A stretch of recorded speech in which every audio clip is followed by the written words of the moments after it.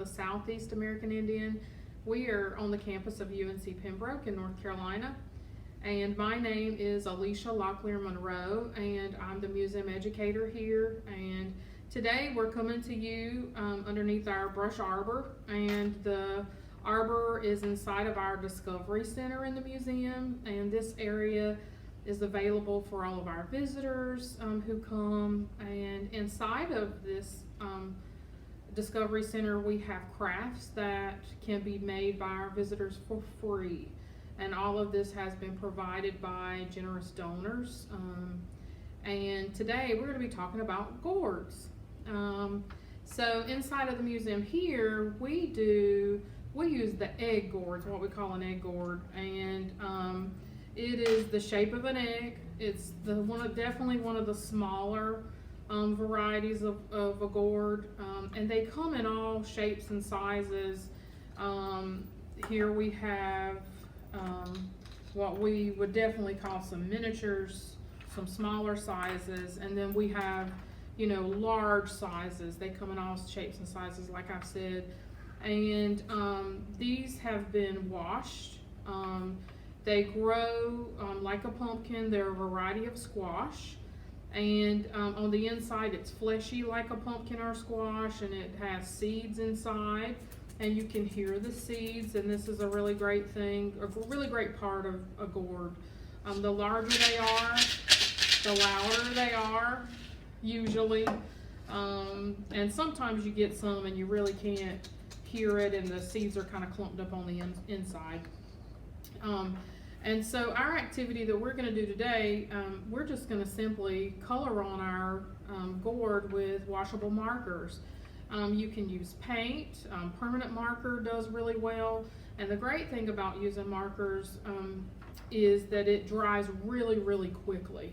And so what I like to tell the kids when we do this activity, usually we do this activity mostly with our smaller kids, like your pre-K age, up until like 3rd grade, but anybody can enjoy this as a craft and an activity.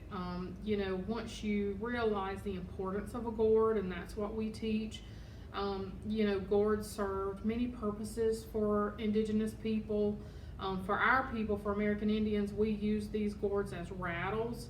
In ceremony, we use them as water carriers and water dippers and bait holders and other things, and even use them to cut out pieces to make jewelry to wear as well, and even mask. So they're just fun. And so I ask the kids to think about a simple design, think about a simple pattern with lines and shapes, something with using a triangular pattern or a floral design, and then just start drawing those lines and patterns on there, and then really bring it out with coloring in that pattern. And I try to encourage them to color the entire thing. It really brings out the beauty of the gourd, and they dry immediately, so there's really no mess whatsoever. You can buy these fairly cheaply. Our supplier is Miss Pamela Morrison out in Georgia. We buy hundreds of them from her at the time. Mostly you can find these if you look online for a supplier. If you're in the country, there's a lot of our people who grow these, and they use them today still. So it's definitely something that's very accessible. So I just wanted to show you some examples of like a finished product with this activity. This one's a little bit larger, and again, every gourd's going to sound different based on the size and the shape. And here I've mostly colored in the whole thing. And then here is one that I finished at Christmas. I take them and I just hot glue a little piece of string at the top. I find a ribbon that I like, and I add small pine cones and little fake berries and ribbon, and I even add glitter, and I give these as gifts. And I'm able to share history with people, the importance of history or the importance of gourds to our people, but also, they can be beautiful and be given as gifts too as well. Here's another one too as well, with a string.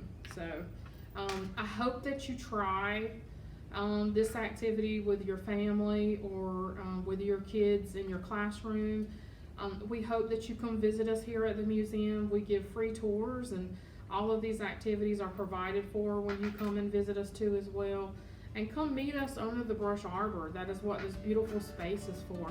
We would love to have you, and we would love to share more about our history and culture with you. Thank